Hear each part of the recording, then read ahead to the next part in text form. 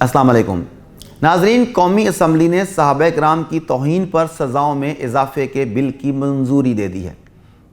سرکاری خبر رساں ایجنسی APP کے مطابق قومی اسمبلی میں اس بل کے حوالے سے جماعت اسلامی کے رہنما مولانا عبدالاکبر چترالی نے فوجداری قوانین ترمیمی بل 2020 پیش کرنے کی اجازت طلب کی۔ بل کے اغراض و مقاصد بیان کرتے ہوئے انہوں نے کہا کہ صحابہ کرام کی توہین پر اس وقت 3 سال قید کی سزا ہے، جبکہ کسی شہری کی توہین کی سزا 5 سال مقرر کی گئی ہے۔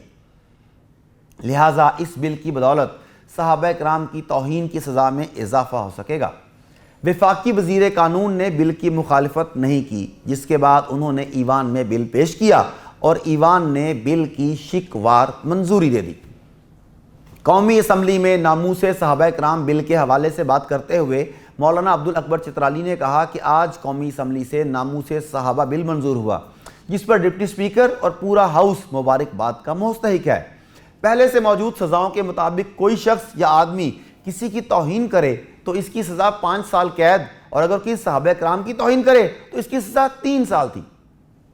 ان کا کہنا تھا کہ ہم اس بل میں ترمیم لے کر آئے ہیں، جس کے تحت صحابہ کرام رضی اللہ تعالی عنہم کی توہین کرنے والوں کے خلاف سزا کو بڑھایا گیا ہے، اور بل کے تحت صحابہ کرام کی توہین کرنے والوں کو کم از کم سزا 10 سال قید اور 10 لاکھ روپیہ جرمانہ ہوگی۔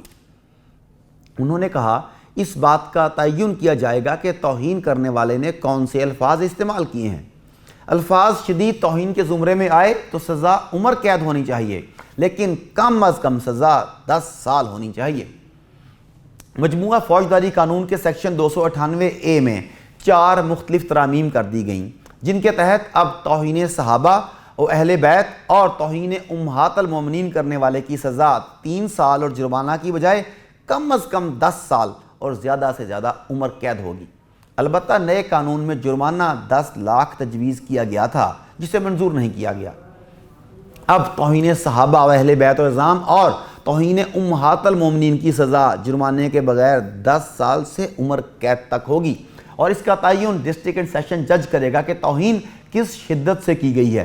جتنی زیادہ توہین کی گئی ہوگی اتنی زیادہ سزا ہوگی، جو 10 سال سے کم کسی صورت نہیں ہوگی۔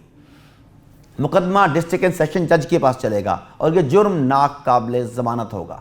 قومی اسمبلی نے یہ بل متفقہ طور پر منظور کیا۔ بل پیش کرنے والے مولانا عبدالاکبر چترالی نے توہین صحابہ اور اہل بیت اعظام و توہین امہات المومنین روکنے کے لیے بل کی منظوری کو اپنے لیے سعادت قرار دیا اور کہا اب اس طرح کی توہین روکنے میں مدد ملے گی۔ بل پیش کرنے والے مولانا چترالی کے مطابق یہ بل ہمارے لیے نجات کا ذریعہ ہوگا۔